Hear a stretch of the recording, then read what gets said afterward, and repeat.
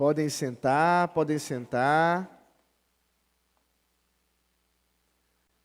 Muito bem, eu quero ler uma história para vocês que se encontra na Bíblia, no livro de Gênesis. Senta aí. No livro de Gênesis, no capítulo 22. Presta bem atenção que eu acho que vocês já conhecem essa história, vocês já devem ter ouvido ela, tá? Presta atenção aqui, ó, vou ler a Bíblia, tá bom? Você não conhece ainda, então você vai conhecer hoje, tá bom? Então, ó, quando a gente lê a Bíblia, a gente tem que fazer muito silêncio, ó, muito silêncio, porque Deus é quem está falando, tá bom? Então vamos fazer, ó, silêncio agora.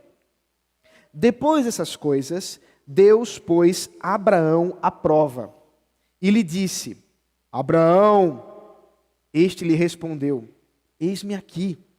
Deus continuou: Pegue o seu filho, seu único filho, Isaque, a quem você ama, e vá à terra de Moriá. Ali ofereça-o em holocausto sobre um dos montes que eu lhe mostrar. Na manhã seguinte, Abraão levantou-se de madrugada e, tendo preparado o seu jumento, levou consigo 2 dos seus servos e Isaque, seu filho. Rachou lenha para o holocausto e foi para o lugar que Deus lhe havia indicado. No terceiro dia, Abraão ergueu os olhos e viu o lugar de longe. Então disse aos seus servos, prestem bem atenção que Abraão falou: Esperem aqui com o jumento. Eu e o rapaz iremos até lá e depois de termos adorado, voltaremos para junto de vocês. Quantas pessoas Abraão disse que iriam voltar com ele? Ele disse que iria com o rapaz, quer dizer, com o filho dele, e ele disse que ia voltar sozinho? Não, ele disse o quê? Voltaria os 2 juntos, não é? Voltaremos junto de vocês. Não é interessante?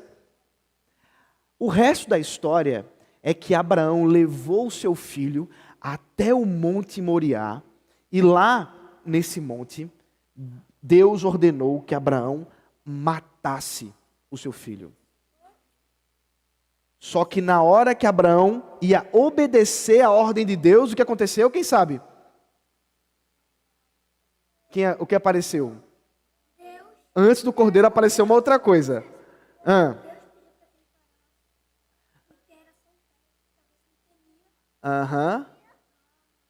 Era uma prova, não é isso? O anjo apareceu, o anjo do Senhor apareceu e disse: Abraão, não faça mal ao menino. Deus fez essa prova a Abraão e ela é muito interessante, porque a gente leu com o reverendo Gustavo que Deus disse que daria a Abraão uma grande família. E Deus deu um filho a Abraão. O nome dele era Isaque. E esse filho que Deus deu a Abraão, Deus disse que Abraão devia matar o seu filho. E Abraão foi lá e iria matar o filho dele.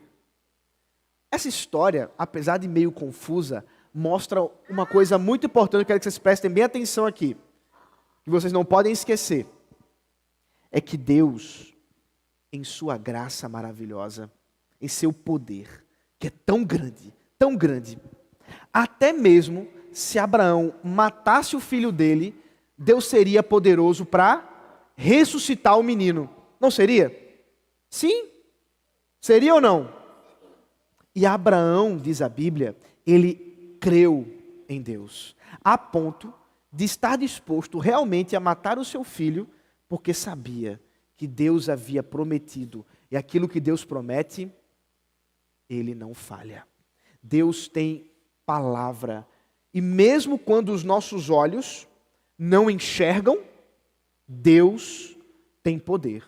E nós podemos crer no poder de Deus, não no nosso poder, não na nossa força. Abraão não acreditou que ele seria poderoso para ressuscitar o filho dele, mas ele acreditou que Deus seria poderoso para fazer isso. E sabe o que é maravilhoso? O apóstolo Paulo diz assim: assim como Abraão creu, nós também devemos crer. no mesmo Deus, a mesma fé, o mesmo poder. Só que agora, a gente não precisa crer na ressurreição do filho de Abraão. Nós cremos na ressurreição de outro filho. Quem é o outro filho? Jesus, que ressuscitou dos mortos. E ele, que é tão poderoso, ressuscitou para a nossa salvação. E esse poder de nos salvar é a prova do seu amor. Ele nos amou e nada pode impedir o amor de Deus. E nós somos chamados hoje para crer nesse poder, assim como o nosso pai Abraão. Nós somos chamados a acreditar, olha, presta atenção aqui. Nós somos chamados a acreditar e crer no poder de Deus. Vocês acreditam no poder de Deus? Sim ou não? Vocês acreditam no poder de Deus? Deus é fraco ou ele é forte? Muito forte. Não tem nada mais poderoso do que Deus. E é por isso que nós podemos adorá-lo. Vamos orar? Feche os olhos agora, feche os olhos, junta as mãozinhas e vamos orar juntos, tá bom? Orem comigo aqui, repita comigo. Papai do céu, nós te louvamos pelo teu poder tão grande que pode ressuscitar os mortos e fazer com que nós sejamos salvos. Por isso, podemos te adorar. Em nome de Jesus. Amém, amém. Deus abençoe vocês. Agora vocês vão para o lado, junto do papai e da mamãe, porque nós não temos salinha hoje, tá? Vocês vão ficar junto com o papai e da mamãe, combinado? Para ouvir mais um pouco do sermão.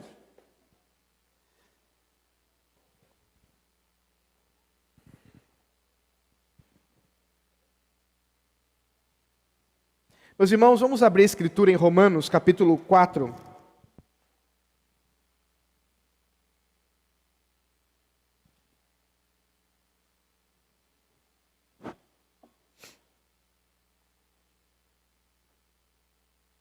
Romanos 4. Nós caminharemos hoje do versículo 13 até o versículo 25. Quer dizer, todo o resto do capítulo 4. Para instruir aos pais,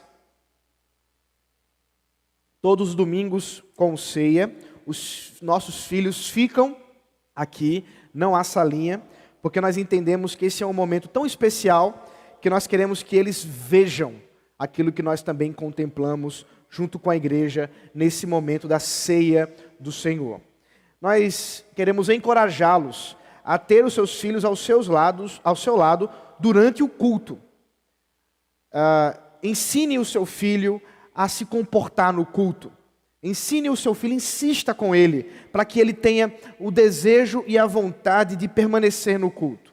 Se você tiver dificuldade, ele estiver realmente muito agitado, você pode se dirigir aqui para nosso salão anexo. Eu acredito que lá está havendo transmissão também do sermão aqui.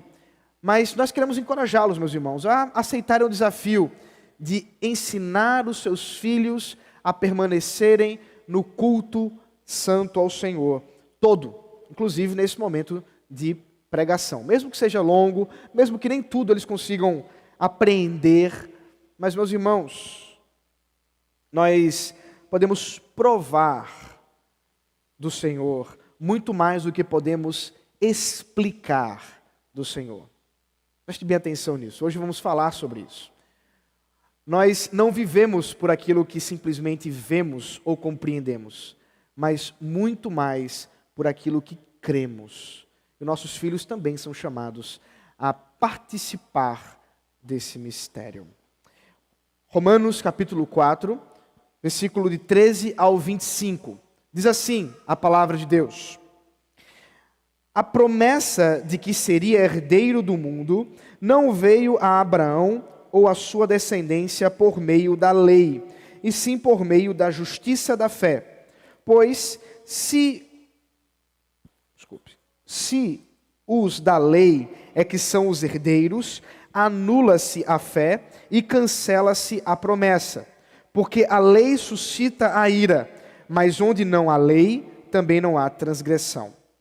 Essa é a razão porque provém da fé, para que seja segundo a graça, a fim de que a promessa seja garantida para toda a descendência, não somente a descendência que está no regime da lei, mas também a descendência que tem a fé que Abraão teve, porque Abraão é pai de todos nós. Como está escrito, eu o constituí por pai de muitas nações, diante daquele em quem Abraão creu, o Deus que vivifica os mortos e chama à existência as coisas que não existem. Abraão, esperando contra a esperança, creu, para vir a ser pai de muitas nações, segundo lhe havia sido dito, assim será sua descendência. E sem enfraquecer na fé, levou em conta o seu próprio corpo já amortecido, tendo ele quase 100 anos, e a esterilidade do ventre de Sara. Não duvidou, por incredulidade, da promessa de Deus, mas pela fé se fortaleceu, dando glória a Deus, estando plenamente convicto de que Deus era poderoso para cumprir o que havia prometido. Assim também, isso lhe foi atribuído para a justiça.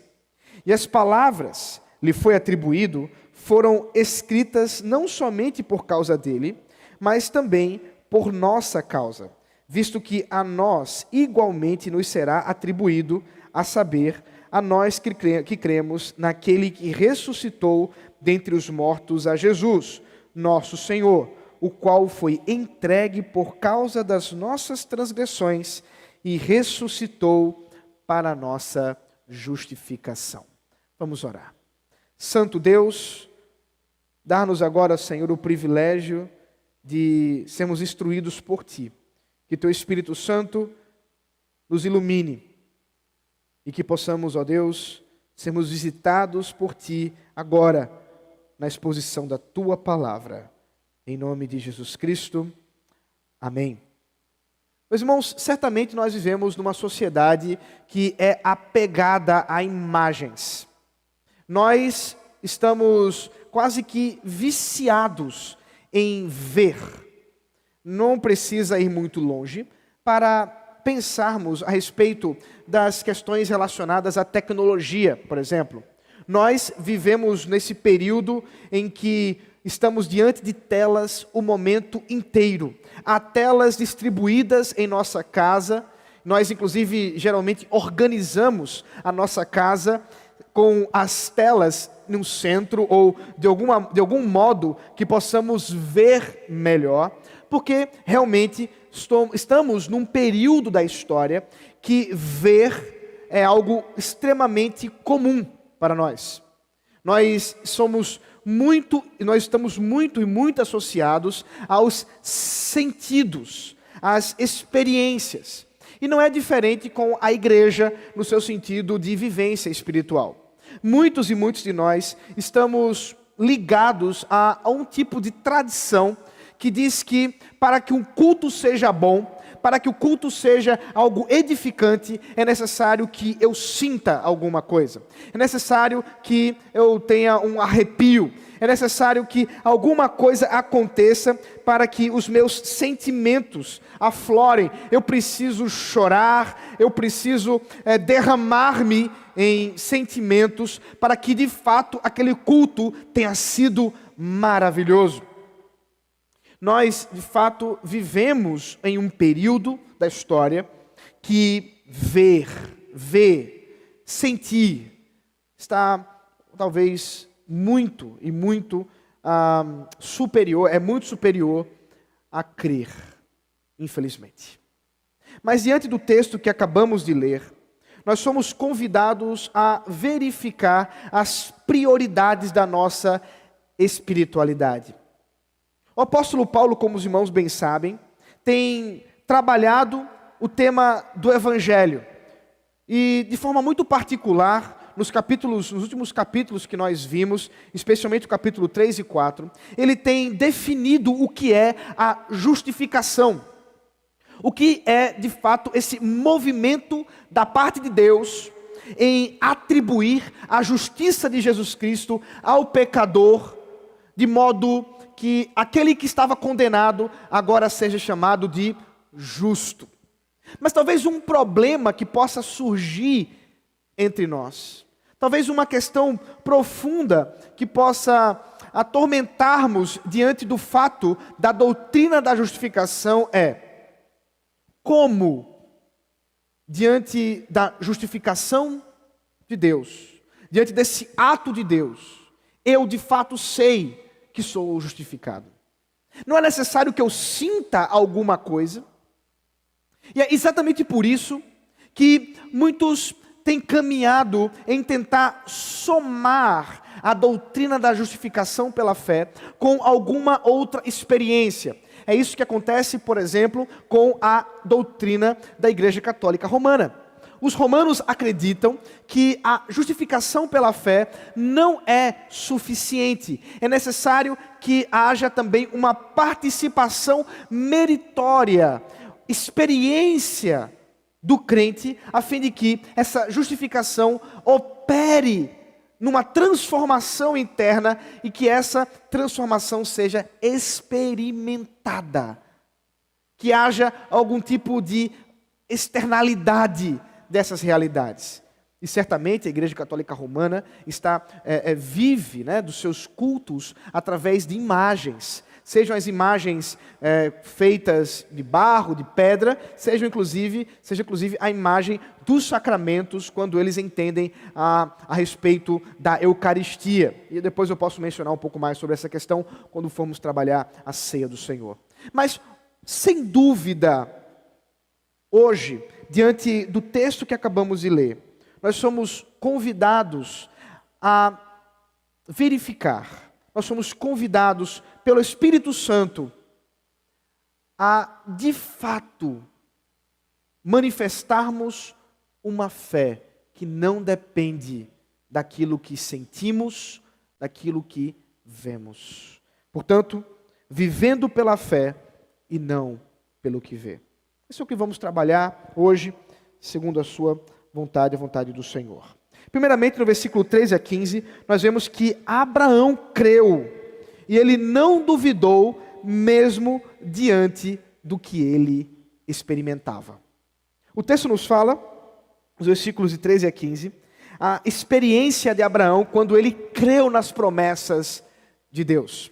E foi muito especial da providência de Deus, e isso não foi combinado pela liturgia, que nós estivéssemos lendo Gênesis capítulo 17 e agora a exposição de Romanos capítulo 4, porque o apóstolo Paulo está se fundamentando em Gênesis capítulo 17 para aquilo que está sendo ensinado por ele. Como vimos no capítulo 17 de Gênesis, Abraão não tinha filhos. Abraão, para melhor explicar, como já vimos, tinha tido um filho que não era o da promessa, através do jeitinho que Sara havia dado para tentar ajudar Deus. E aí fica a exortação: não precisa ajudar Deus para cumprir suas promessas. Toda vez que nós tentamos ajudar Deus, nós pecamos e terminamos numa grande enrascada. Foi o caso de Abraão com Sara. Mas o texto nos fala que Abraão já era velho, Sara infértil, Abraão completamente incapaz. O texto fala que ele era amortecido. E é claro que isso significa que ele já não tinha o vigor físico para que pudesse ter filhos. De modo que a experiência de Abraão dizia com clareza que Deus não poderia cumprir a sua promessa. A vida de Abraão era um exemplo de que Deus não cumpre a sua palavra. Porque Deus havia dito que ele teria posteridade, que ele teria uma grande família. Nações seriam abençoadas através da sua geração. Mas não foi isso que aconteceu. Portanto, o apóstolo Paulo lembra dessa história, lembra desse enredo, para nos mostrar que a promessa de Deus é cumprida mesmo contra as evidências. O Senhor Deus havia dito que Abraão teria uma grande nação e abençoaria a terra. teria muitos herdeiros, possuiria Canaã, seria pai de muitos. Mas isso não aconteceu. Simplesmente isso não aconteceu. Como que Abraão poderia crer? Mas ele creu, diz o texto. A fé de Abraão não era uma fé fundamentada na sua experiência. A fé de Abraão não era fundamentada nos seus sentidos, naquilo que ele vivenciava consigo mesmo. A fé de Abraão era fundamentada na palavra de Deus. Aqui está um segredo da espiritualidade verdadeira. Preste bem atenção nisso. A espiritualidade verdadeira não se fundamenta em experiências. A espiritualidade verdadeira não se fundamenta em arrepios e choros. A espiritualidade verdadeira se fundamenta nas promessas de Deus, revelada na sua palavra, que foi nos dada de uma vez por todas. Muitas e muitas vezes nós nos frustramos, porque fundamentamos o nosso relacionamento com Deus com base nas nossas emoções. E aqui está o segredo: as suas emoções não duram. Hoje você pode estar serelepe, alegre, contente com Deus, e amanhã isso não acontecer. E amanhã você está completamente esfriado. Será que Deus falhou? Será que o Senhor não é capaz de cumprir as suas promessas? Mas o texto nos fala que Abraão creu. Mesmo sem filhos, mesmo velho, Abraão creu, e isso lhe foi atribuído como justiça. É por isso, diz o apóstolo Paulo, que não pode vir por obras humanas. É por isso que a fé não é alguma coisa produto das nossas obras, dos nossos interesses, das nossas atividades, dos nossos esforços. Simplesmente, a fé não pode ser produzida com trabalho. Não.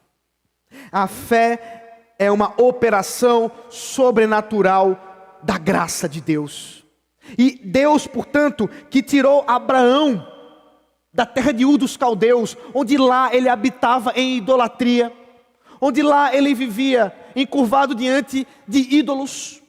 Esse mesmo Abraão foi tirado por Deus para vivenciar uma nova experiência, não fundamentado no que via, mas no que cria. É por isso, portanto, diz o apóstolo Paulo, que ele é o Pai de todos aqueles que creem. É por isso que essa descendência de Abraão não é simplesmente uma descendência física, mas também espiritual. Porque tudo isso está envolvido pela fé. Uma fé que vivifica os mortos, diz o texto. Veja o versículo 17. Como está escrito: eu o constituí por pai de muitas nações, diante daquele em quem Abraão creu, o Deus que vivifica os mortos e chama à existência as coisas que não existem. Meus irmãos, preste bem atenção aqui. Olha que beleza. A lei não poderia produzir essa fé. A lei não poderia, a simples obediência da lei não poderia produzir essa fé em Abraão. Mas o texto nos fala de um Abraão que creu no poder de Deus que vivifica os mortos. E aqui nós encontramos o motivo de Abraão ser chamado o pai da fé. E como eu contei a história para as crianças, vocês já pegaram.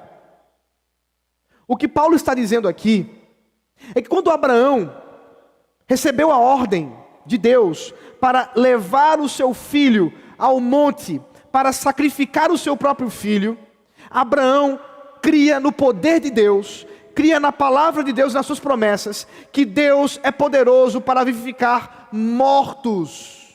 E é por isso que Abraão disse aos seus servos: fiquem aqui, esperem, nós vamos e nós voltaremos.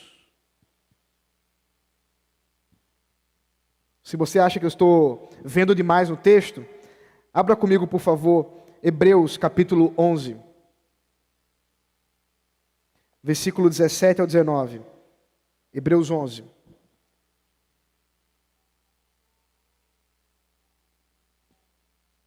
Versículo 17 ao 19 diz assim: Pela fé, Abraão, quando posto à prova, ofereceu Isaque.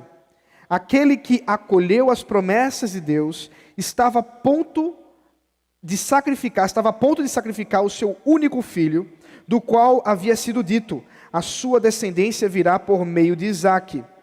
Abraão considerou que Deus era poderoso até para ressuscitar Isaque dentre os mortos, de onde também, figuradamente, o recebeu de volta. Perceba, a fé de Abraão não era uma fé cega. Ainda que ela não dependesse, preste bem atenção, porque isso pode causar certa confusão.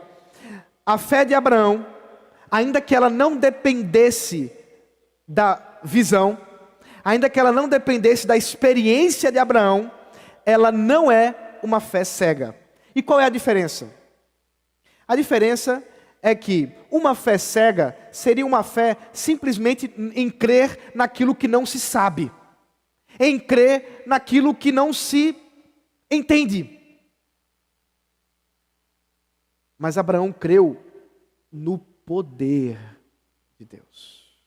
A fé de Abraão estava depositada na promessa e no cumprimento do Deus que tem poder para criar todas as coisas do nada. E ele, portanto, tinha poder para ressuscitar Isaque, caso Deus tivesse permitido que Abraão tivesse matado seu filho. É por isso que Abraão poderia ir com seu coração firme, ainda que sofrendo, de matar o seu próprio filho, numa situação tão curiosa, mas que mostra a fé de Abraão. A fé que crê no Deus da promessa. É por isso que nós precisamos ser lembrados que tipo de fé é essa. Porque a palavra fé pode nos levar a alguns enganos. Porque hoje nós usamos a palavra fé para muitas coisas. Eu já mencionei isso antes, mas eu quero lembrar vocês. Nós falamos, por exemplo, pelo menos alguns falam, né? Nós não necessariamente, mas alguns falam. Vão na loteria e eles vão lá fazer o quê? Uma fezinha. Se você for no cartório e você precisar registrar um documento, lá está a pessoa do cartório dizendo: dou fé. Será que é disso que estamos falando? Ou às vezes nós estamos lidando com algumas pessoas e alguém diz assim: olha, esse camarada não é crente não, mas ele tem uma fé que é impressionante. Que fé é essa? Não é a fé que nós estamos falando aqui. A fé de Abraão não era uma fé em o nada, não era uma fé vazia de objeto, mas era uma fé que cria em Deus, no poder de Deus, uma fé muito específica, uma fé que demonstrava uma convicção profunda de que aquele que promete, cumpre. Nosso teólogo, pai, né, da teologia reformada, João Calvino, trabalhando essa questão, ele diz o seguinte: deixe-me também lembrar que a condição de todos nós é a mesma de Abraão. Todas as coisas ao nosso redor estão em oposição às promessas de Deus. Ele promete imortalidade. Nós estamos cercados de morte e corrupção. Ele declara que nós somos justos. Nós estamos cobertos de pecados. Ele testifica que é propício e bondoso a nós. Juízos ameaçam sua ira. O que então pode ser feito? Nós devemos, com os olhos fechados, passar por nós mesmos e todas as coisas que estão conectadas a nós, que nada possa impedir-nos de crer que Deus é verdadeiro. Calvino pegou o ponto aqui. E esse ponto é alguma coisa que nós precisamos destacar. A fé de Abraão, a fé que fortaleceu Abraão, é a fé que também nos fortalece hoje, mesmo diante das provações, mesmo diante das evidências contrárias. Versículo 20 e 21 diz assim, a respeito de Abraão: não duvidou por incredulidade da promessa de Deus, mas pela fé se fortaleceu, dando glória a Deus, estando plenamente convicto de que Deus era poderoso para cumprir o que havia prometido. Aí está o segredo. Ele conhece Deus, porque ele conhece a palavra. Ele tinha um relacionamento com a palavra, antes mesmo de ser escrita, nesse caso, a palavra o qual Deus havia pronunciado a ele mesmo, e que nós hoje temos aqui, escriturada. Muitas e muitas vezes nós estamos esfriados na fé, nós estamos trôpegos diante das coisas que acontecem conosco, dos problemas, doença, morte de familiares, desemprego, tantas e tantas coisas que podem nos acometer e que muitas vezes nos levam a uma incredulidade tão profunda no coração, porque nós não estamos nos relacionando com Deus, porque nós não estamos confiando no Deus da palavra, porque Abraão creu e nós também devemos crer. Crer nesse mesmo Deus, mesmo diante de tantas e tantas evidências contrárias, não é mesmo? Como acreditar num Deus bondoso diante de tanta maldade nesse mundo? Como acreditar num Deus de amor diante das guerras que nós temos vivido? Como acreditar na justificação diante do seu pecado? É por isso que o apóstolo Paulo conclui o seu raciocínio nos versículos 22 e 25, aplicando essa verdade tão maravilhosa da justificação pela fé, ainda que nós não sintamos a nós. Veja comigo, por favor, versículo 22. Assim, também isso lhe foi atribuído para a justiça.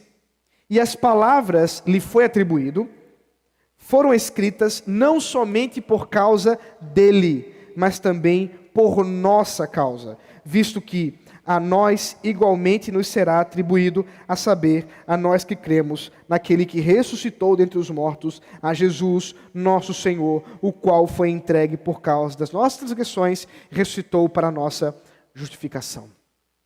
O problema muitas vezes de nós não acreditarmos no poder transformador de Deus, o problema muitas vezes de nós não acreditarmos no perdão de Deus, é porque nos falta conhecimento em Deus. Quantas e quantas vezes você não passou por uma situação, e talvez seja esse o seu caso hoje, em que você olha e diz: eu sei que Deus me perdoa, mas eu não consigo me perdoar. Dói pensar o que eu fiz. Dói pensar o que fizeram contra mim. E nós, portanto, atribuímos ao nosso sentimento o fundamento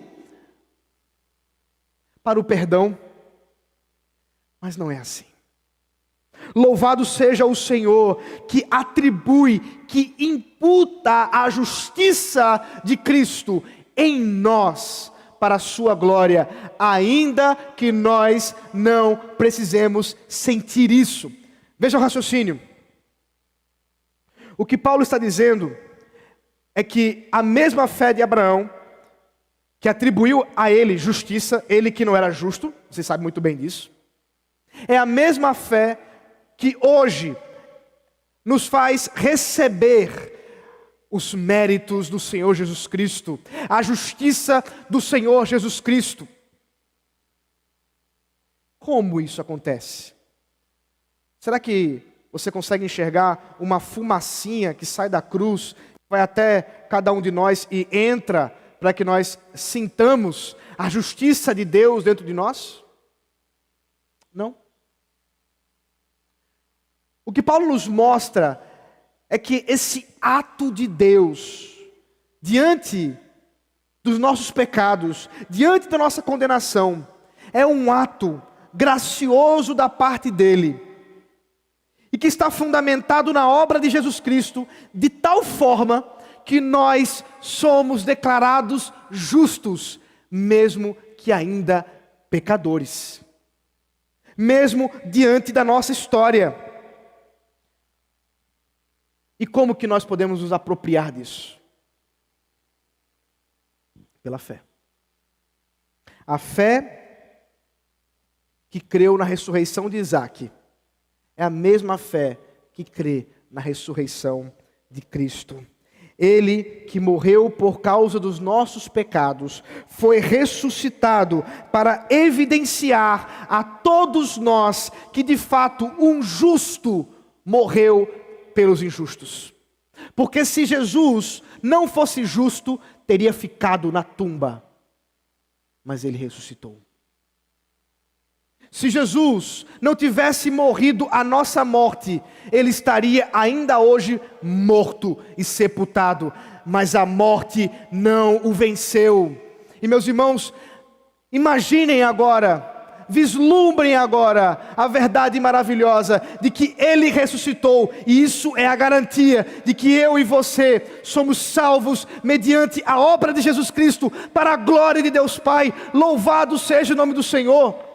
Não precisa que você se penitencie, não precisa que você derrame sangue, não precisa que você caminhe longos e longos quilômetros para penitenciar os seus pecados, porque o que ele fez, você jamais poderia fazer igual. Louvado seja o nome do Senhor Jesus Cristo, que a sua obra é completa, completa. Não precisamos acrescentar nada. Você não precisa ver, você precisa crer. O crente não vive pelo que vê. O crente vive pelo que crê. O crente não vive pelos sentimentos que vão e vêm.